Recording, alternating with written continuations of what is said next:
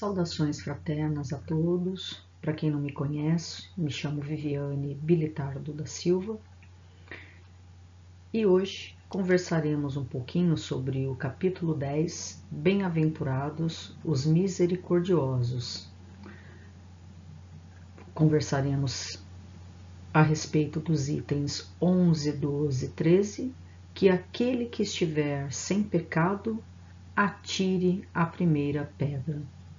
E antes de começarmos o nosso diálogo, o nosso bate-papo, convido a todos a uma prece e que possamos neste momento entrar em sintonia com os nossos amigos espirituais, benfeitores do espaço, rogar a Deus, nosso Pai, e a Jesus, nosso Mestre Irmão, toda a proteção, que possamos absorver todos esses ensinamentos deixados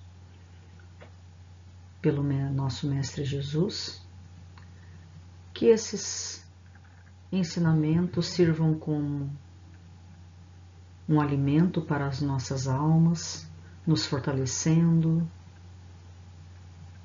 para os enfrentamentos da nossa jornada terrena. Pedimos então o amparo da espiritualidade maior em todos os momentos de nossa vida.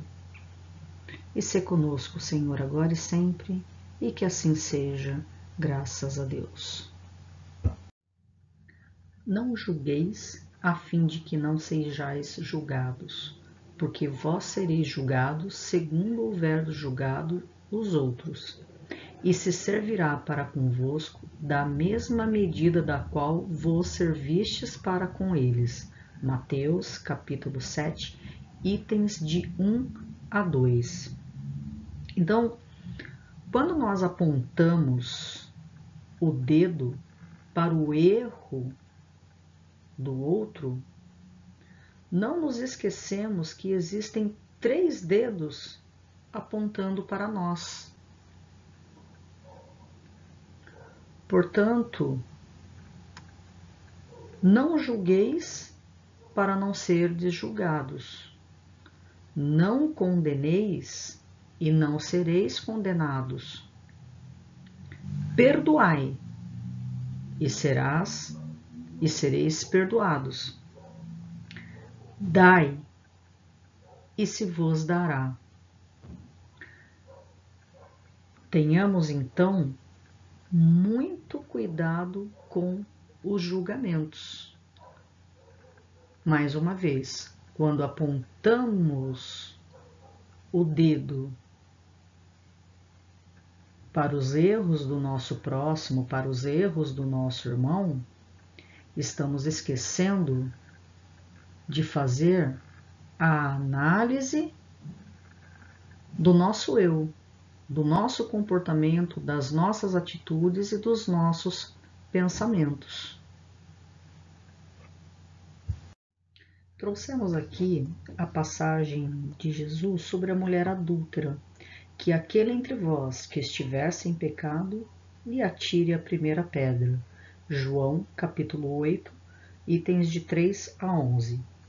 Então os escribas e os fariseus lhe conduziram uma mulher que tinha sido surpreendida em adultério, e a fizeram ficar de pé no meio do povo. E disseram a Jesus: Mestre, esta mulher vem de ser surpreendida em adultério. Ora, Moisés nos ordena na lei para lapidar as adúlteras.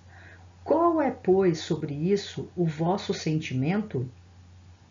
Eles diziam isso o tentando, a fim de ter do que o acusar. Mas Jesus, abaixando-se, escrevia com seu dedo sobre a terra. Como continuassem a interrogá-lo, ele se ergueu e lhe disse: Que aquele dentre vós que estiver sem pecado, lhe atire a primeira pedra. Depois, se abaixando de novo, continuou a escrever sobre a terra.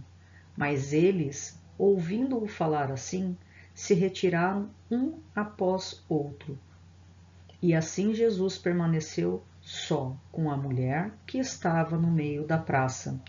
Então Jesus levantou-se e disse: Mulher, onde estão os vossos acusadores? Ninguém vos condenou? Ela lhe disse: Não, Senhor.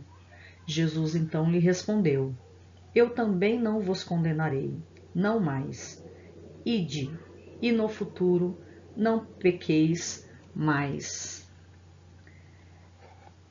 Então Jesus aqui nos traz uma profunda reflexão sobre o julgamento. Aí eu vos pergunto: quem pecou? Somente aquela mulher? Será que realmente houve um adultério? Como era a relação da mulher com seu marido? Será que ele era um bom esposo, um bom homem para ela? Qual a moral que todas aquelas pessoas que a julgaram tinham? Será que todos aqueles tinham um bom comportamento, uma boa relação com as suas esposas e com os seus filhos?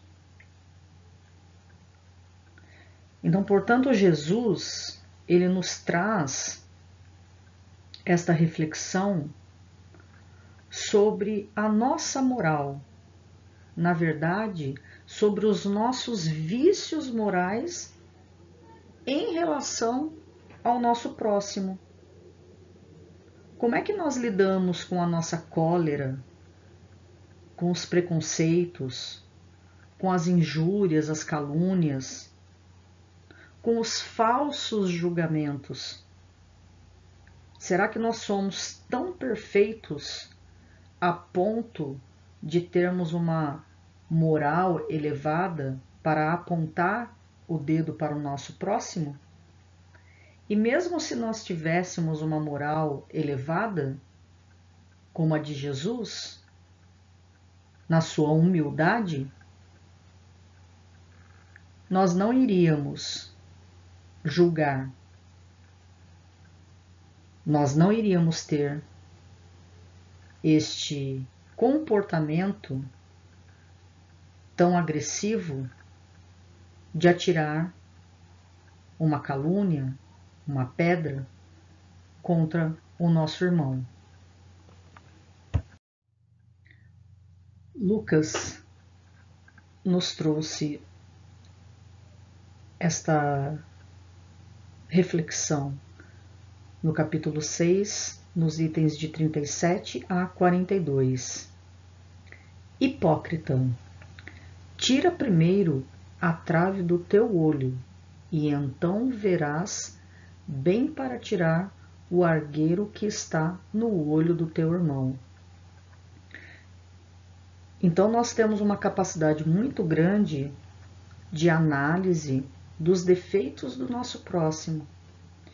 Como diz aqui, nós temos a capacidade de enxergar um cisco, uma pitada de erro no nosso irmão, mas nós não temos a capacidade de analisar a trave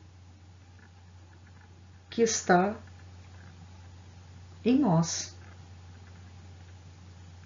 Então, como nós já dissemos anteriormente, que moral nós temos para apontar os erros, as falhas, os desvios de conduta do nosso próximo, se nós ainda temos tantas chagas, tantas enfermidades para lapidarmos e para curarmos dentro de nós? Então, por isso que nós temos que ter muito cuidado em relação aos julgamentos, de sermos tão críticos para com o nosso próximo e não olharmos no espelho e observarmos essas chagas que ainda estão tão enraizadas dentro do nosso coração. Na oração dominical, pedimos a Deus que nos perdoe como nós perdoamos aos nossos irmãos. Existem duas maneiras de trabalharmos o perdão. Uma,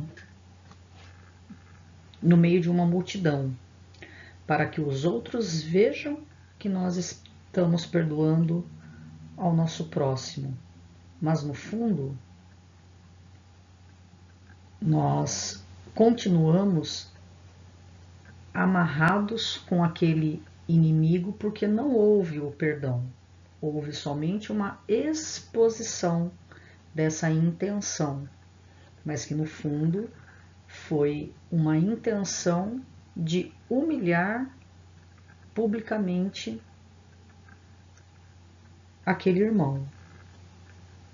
E o outro é realmente jogar o véu do esquecimento e prosseguir a nossa jornada sem mágoa, sem rancor, de uma maneira sincera, realmente limpando o nosso coração e nos libertando daquilo que nos deixava amarrados, né, com aquele nosso irmão próximo. E em relação ao perdão, será que nós realmente perdoamos as ofensas? Será que nós seremos brandos e humildes com aquelas faltas cometidas a nós? Será que ainda continuamos nos melindrando com as pequenas ofensas?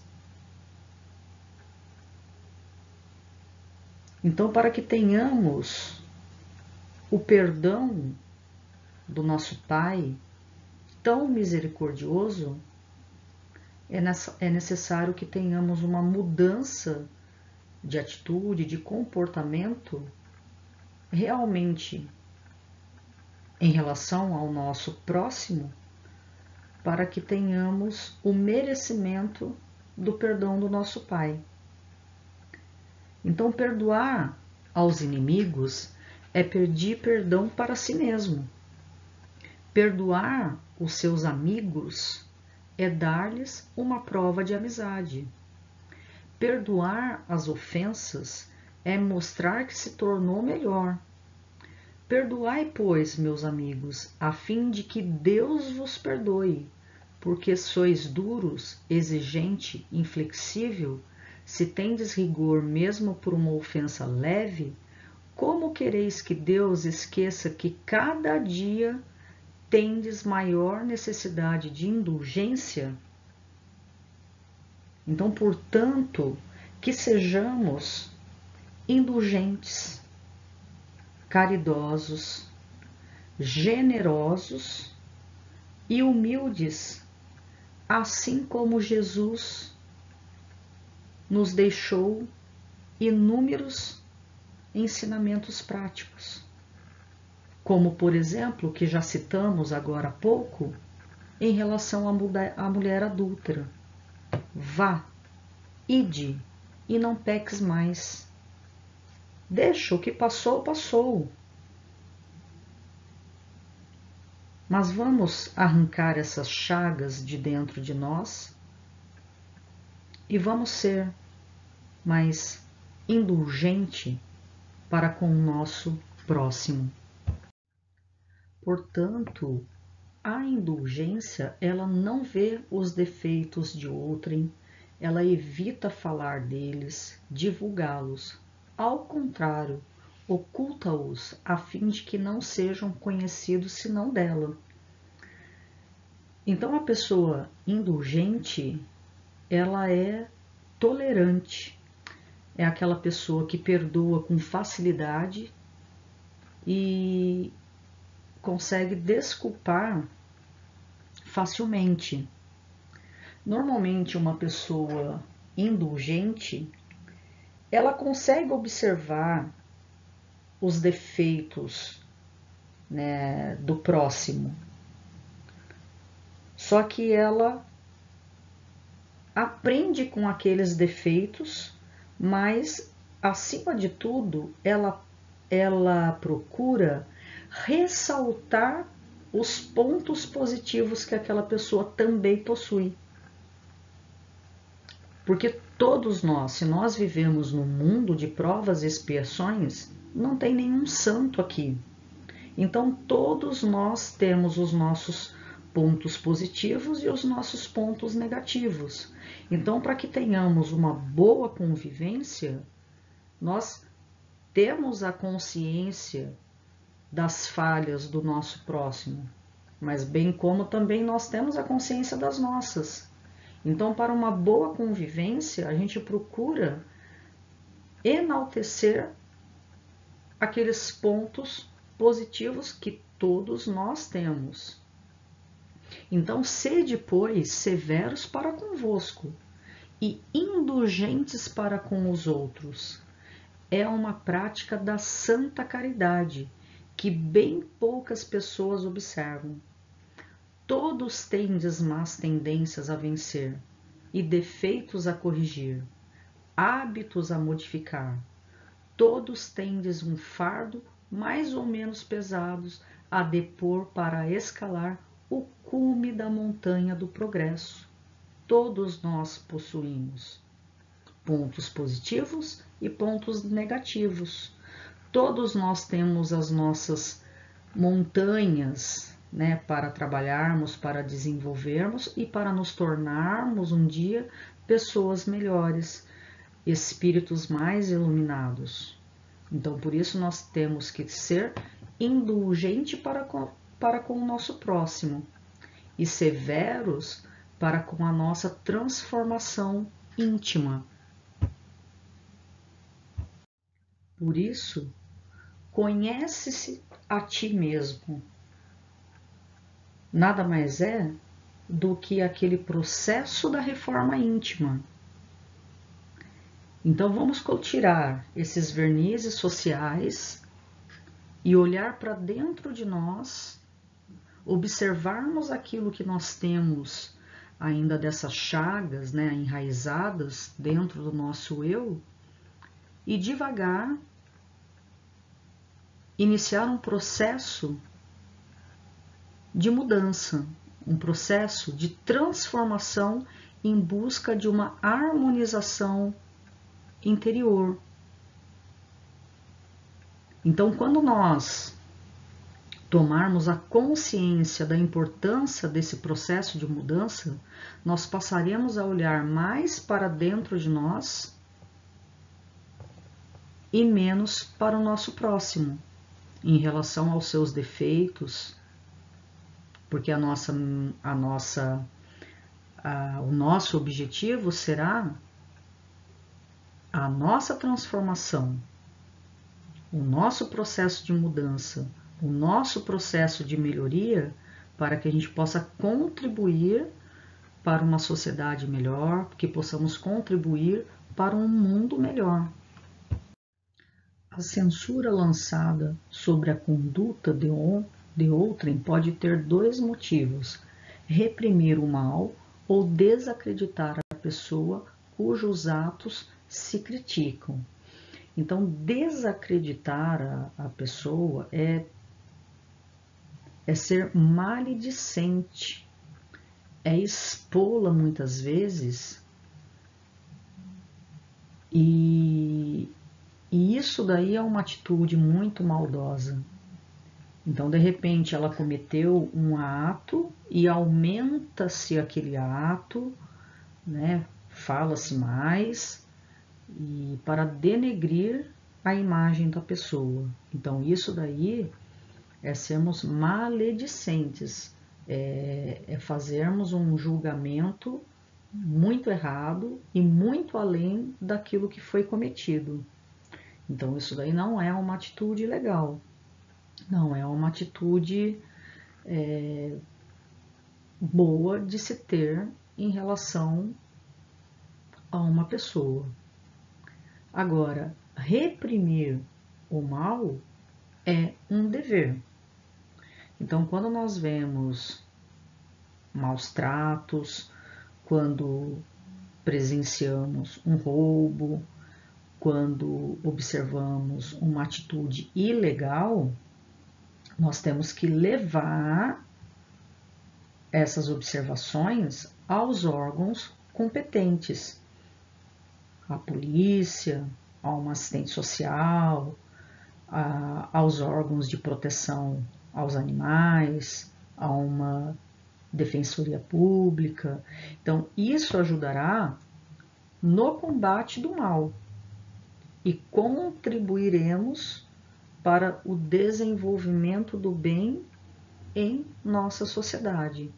Então, por isso da importância de trabalharmos dentro de nós o nosso desenvolvimento moral, para que a gente possa ter uma capacidade de análise entre o certo e o errado, entre o bom, entre o bem e o mal, para que possamos ser muito prudentes na hora de julgarmos determinadas situações, né? E nós não sermos maledicentes para com o nosso próximo, né? De não incorrer no risco de aumentar, de agravar algo que não era tão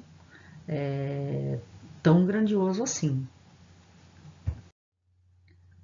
Se perdoardes aos homens as faltas que eles fazem contra vós, vosso Pai Celestial vos perdoará também os vossos pecados. Mas se não perdoardes aos homens quando eles vos ofendem, vosso Pai não vos perdoará os vossos pecados. Mateus capítulo 6, itens 14 e 15. E Jesus, ele ainda completa que não perdoaremos 7 vezes, e sim 70 vezes 7. Ou seja, perdoaremos ao nosso irmão quantas vezes forem necessárias, porque o perdão, ele é libertador. Quando nós não perdoamos aquele que nos ofendeu, continuamos com as suas mãos estrangulando o nosso pescoço.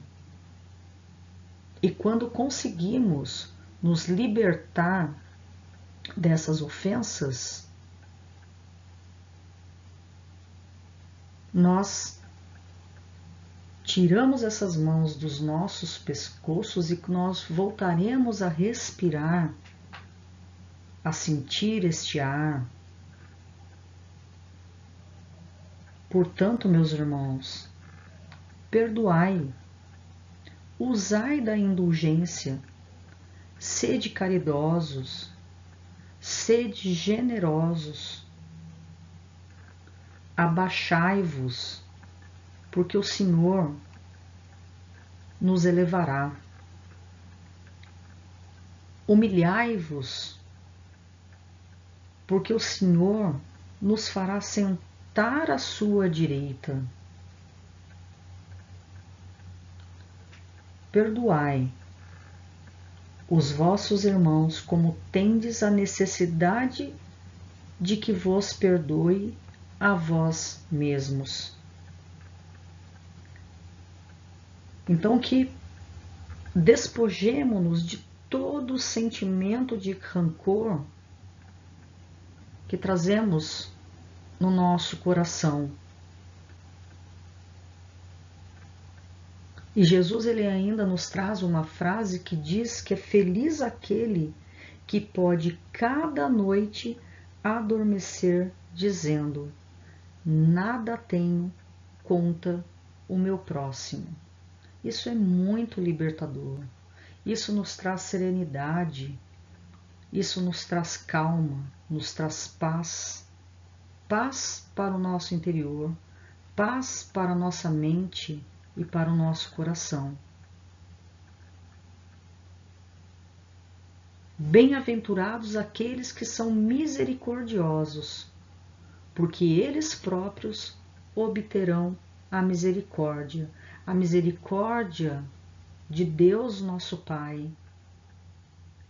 o amor infinito que tem por nós, filhos ainda tão pequeninos, que carregamos ainda tantas misérias dentro dos nossos corações, das nossas consciências, mas munidos deste evangelho de luz, nós conseguiremos pouco a pouco eliminar todas essas chagas que entravam o nosso progresso moral, o nosso progresso, a nossa evolução espiritual. Portanto, meus amigos, sejamos misericordiosos, brandos e passivos para conosco e principalmente para com o nosso próximo. Sejamos indulgentes, que tenhamos esta facilidade de perdoar, para que tenhamos o merecimento do perdão do nosso Pai. Convido a todos neste momento, munido desses melhores sentimentos de paz, de tranquilidade, e que esses sentimentos possam abraçar a humanidade com amor, com a indulgência,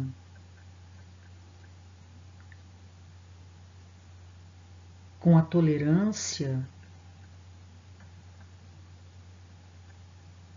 de perdoar àqueles que nos ofendem, de carregarmos dentro de nós a mansuetude, a paz, para que um dia, Senhor, possamos alçar mundos melhores, mundos mais felizes, onde o bem prevalecerá.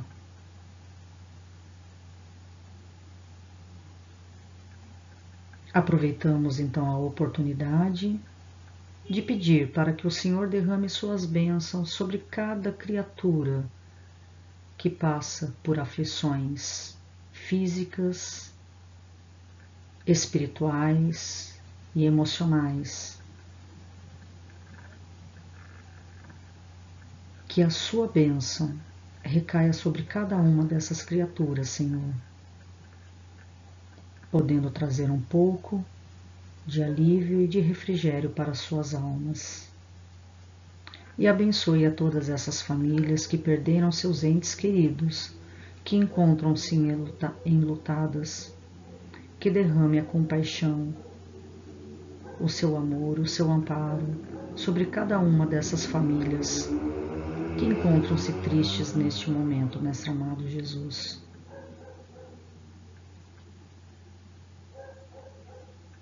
E aproveitamos também